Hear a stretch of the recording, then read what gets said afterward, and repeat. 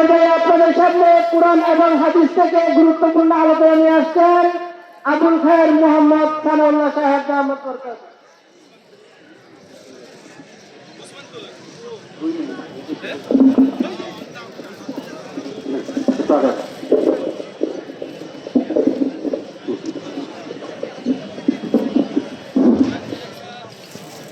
السلام عليكم ورحمة الله وبركاته.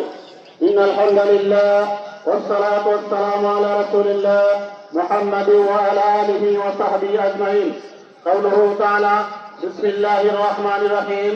شهر رمضان الذي أنزل فيه القرآن هدى للناس وبينات من الهدى والفرقان. ঐতিহাসিক সূরা জামাতের উপস্থিত সম্মানিত মুসল্লিয়ানে কেরাম, দীর্ঘ এক মাস সিয়াম সাধনার মধ্য দিয়ে আজকে রাসূল করিম সাল্লাল্লাহু আলাইহি সাল্লামের হাদিসের ভাষা পুরস্কার গ্রহণের দিনে আমরা একত্রিত হতে পেরেছি। সেজন্য মহান রবের নিকট শুকরিয়া আদায় করছি আলহামদুলিল্লাহ। সাথে সাথে দরুদ ও সালাম প্রেরণ করছি মানবতার মহান শিক্ষক সাইয়্যিদুল মুরসালিন খাতামুন নবিয়্যিন জনাবে মুহাম্মদুর রাসূলুল্লাহ সাল্লাল্লাহু আলাইহি সাল্লামের উপর।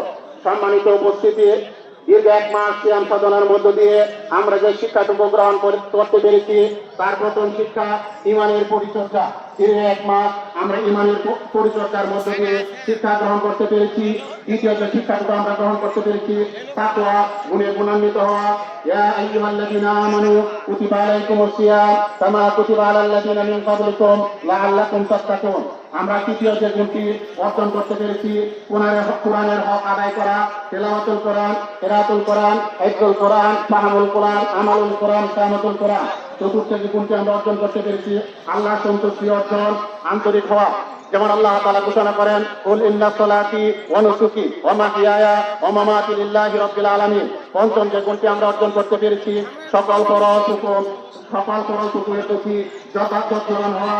ষষ্ঠ যে বিধানকে আমরা অর্জন করতে পেরেছি সকল হারাম উপার্জন আমরা বর্জন করতে সক্ষম হয়েছি। সপ্তম, আমরা উন্নত নৈতিকতা এবং উত্তম চরিত্র গঠনে সক্ষম হয়েছি। অষ্টম, নিয়মিত জামাতে নামাজ আদায় করার শিক্ষা আমরা রমজানের মধ্য দিয়ে গ্রহণ করতে পেরেছি। নবম, সকল পাপাচার থেকে নিজেকে বিরত রাখার চেষ্টা করেছি। দশম, ঝগড়া বিবাদ পরিহার করছি। 11তম, ধৈর্য এবং অন্যের প্রতি সহনশীলতা আমরা শিক্ষা গ্রহণ করতে পেরেছি। সম্মানিত উপস্থিতি, আমরা রমজানের শিক্ষা গ্রহণ করতে পেরেছি।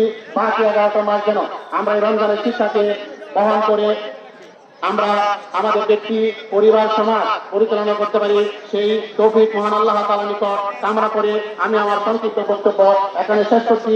ওয়াসাল্লি আলা সাইয়্যিদিনা মাওলানা মুহাম্মদ ওয়া আলা আলিহি ওয়া সাহবিহি আজমাইন। আসসালামু আলাইকুম ওয়া রাহমাতুল্লাহি ওয়া বারাকাতুহু।